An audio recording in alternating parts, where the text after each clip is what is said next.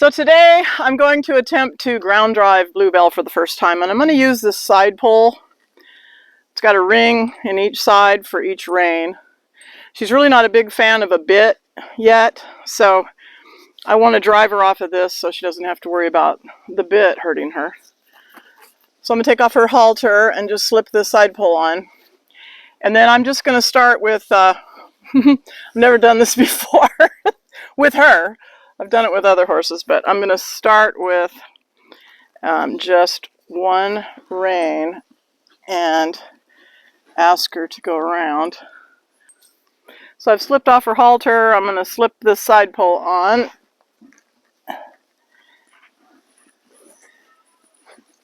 And, you know, once we get her driving good off of this, turning and stopping and all of that, if we do, then we'll go to the bit. But she needs to just wear the bit a lot right now and get used to the feel of it. I don't want to put a bit in her mouth and just start pulling on it and upsetting her and ripping up her mouth and all of that. I want her to accept a bit without fear. She came to us with a lot of fear and fear aggression. Instead of being more flight, she was more fight. She would stand her ground and fight you rather than run away. So we've had to work for, let's see, we've had her 10 months now, and she came to us pregnant, and she's had her baby. He's over in the stall right now practicing being by himself because he's 5.5 months old now. But what I'm going to do is I'm just going to run this rein through this stirrup, and this is going to confuse her, I'm sure.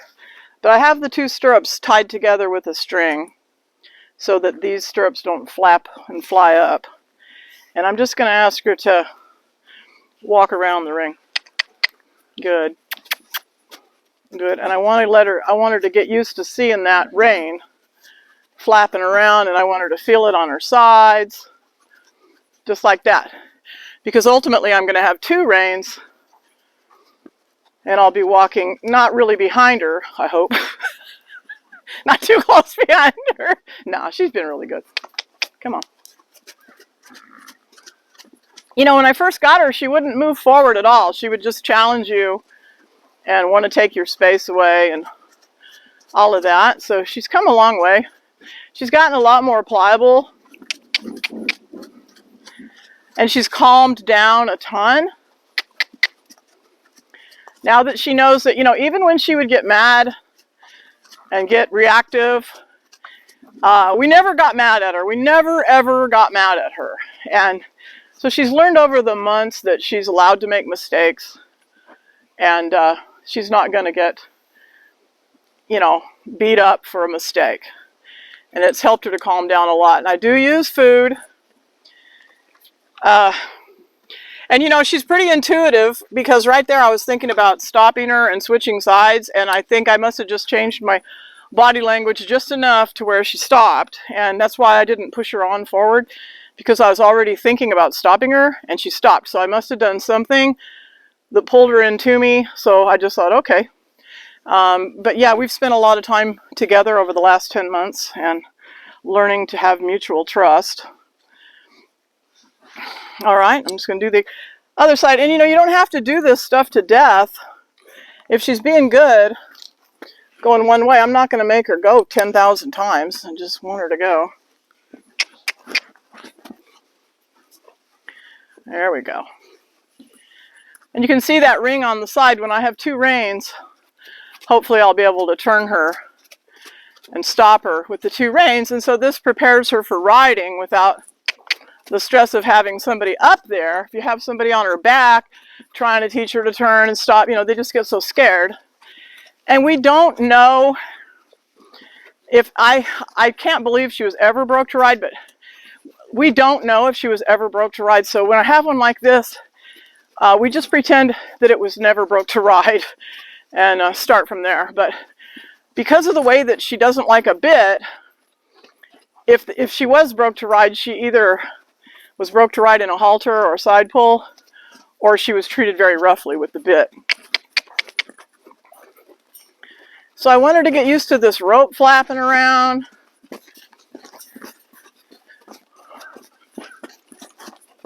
This is her more scared side, so I'm going to flap my rope around a little bit because I don't want her to get too, I don't want her to get scared when I'm driving her.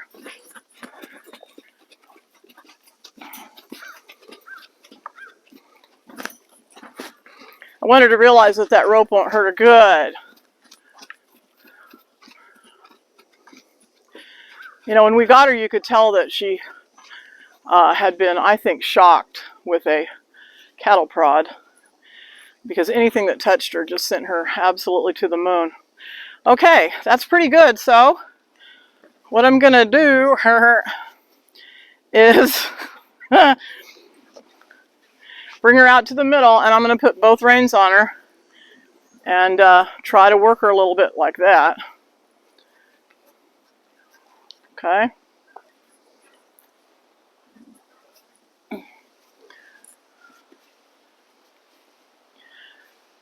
You're all right.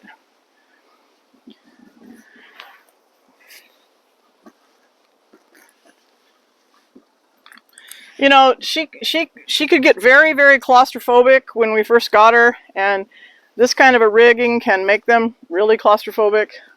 So, you know, I just want to take it easy with her.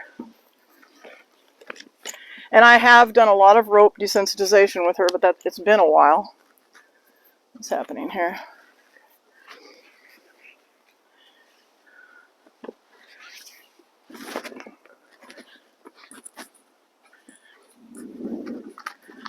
Okay. Now I'm just gonna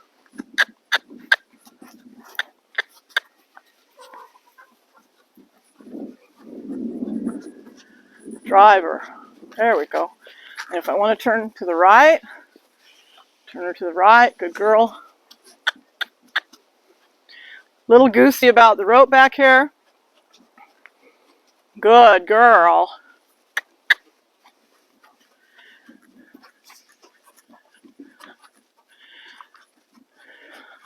It's actually going a lot better than I had thought it was going to go.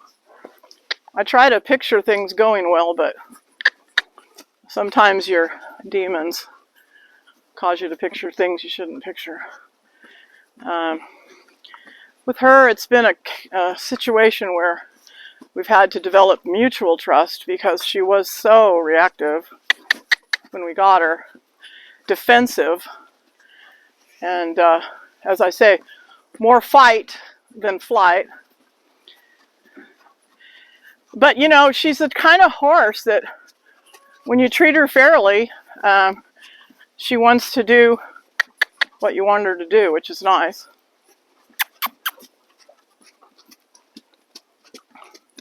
Nice, and she is gated, and she might square up and gate with this rigging on. Oh, she's gonna. I don't really care right now. I'm just happy that she's accepting this. Whoa, whoa. Good. So what she's going to learn, no, you don't get to come. What she's going to learn is go, left, right, and stop. That's what we're going to do today. So right now I've got her whoa, and I'm just, when I ask a horse to whoa, when I'm training it, I have it stand there for a while and let that soak in. Whoa means stop and stand there. She gets to take a mental break from the training, a physical break from the movement, and so they start to really look forward to you saying whoa. If you say whoa and move them right off, then they don't see the benefit to them in the whoa. So especially a green horse or a horse like her, everything you do, she says, what's in it for me? So I want her to understand that whoa means just stand there and rest, and she'll look forward to me saying whoa. And I'm just going to use cluck for forward, and then I'm going to chase her up a little bit.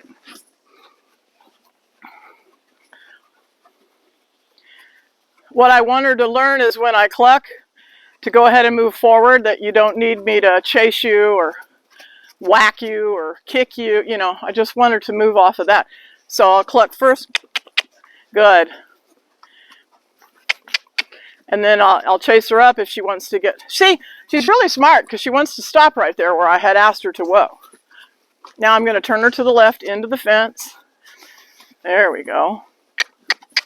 Good. You got to be real careful when you're driving these horses to not get the rope around your hand or your leg, because they will drag you, tear you up.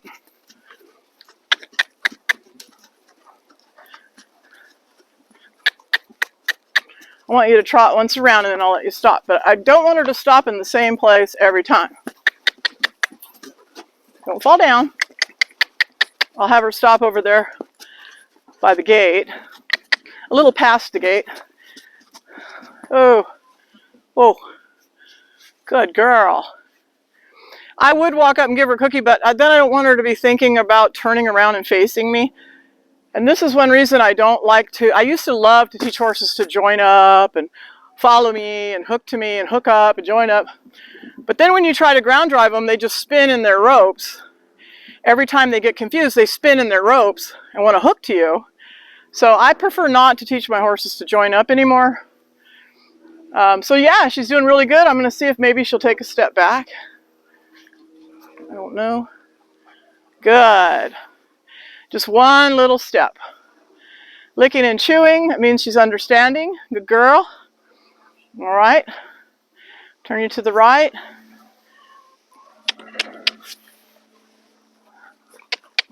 And see, having those strings underneath the saddle keeps that stirrup from getting pulled straight out horizontally and scaring her.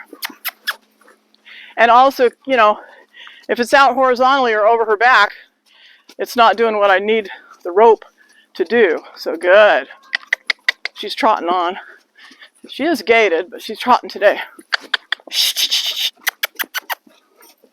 Good. I want her to move forward freely. Good.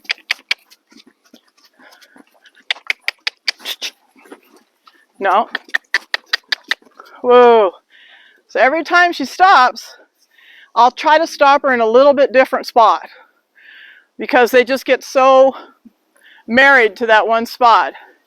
Unless I'm developing a safe spot, that's a whole different thing. See if she'll take a step back. Good. As soon as she takes that one step, I just give her back her nose. Back. Good. Good. Yeah. Back.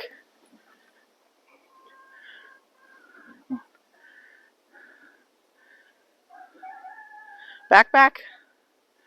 Back, back. Good. There you go.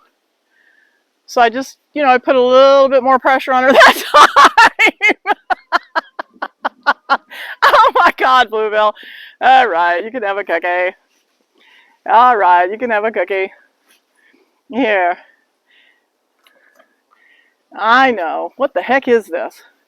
If you would have seen what this horse was like when she came in 10 months ago compared to today, I'm just so proud of her. But anyway, this is what we're doing with Bluebelle now. We're getting her ready to ride. Next video, we'll be getting on and off the mounting block next to her, taking a pool noodle, standing on the mounting block, putting it over each side, waving I might even put my hat, I don't think I'll do it today, but put your hat on a stick, put it up over them, you know. Might do that today. But see, because she's doing everything I want her to do, I'm just going to quit. There's no point in just drilling them and drilling them and drilling them. She's gone both directions. She's stopped. She's calm about it. So we're going to call that a day. So, hey, thanks for watching. Don't forget to like, subscribe, comment, and share. Thanks.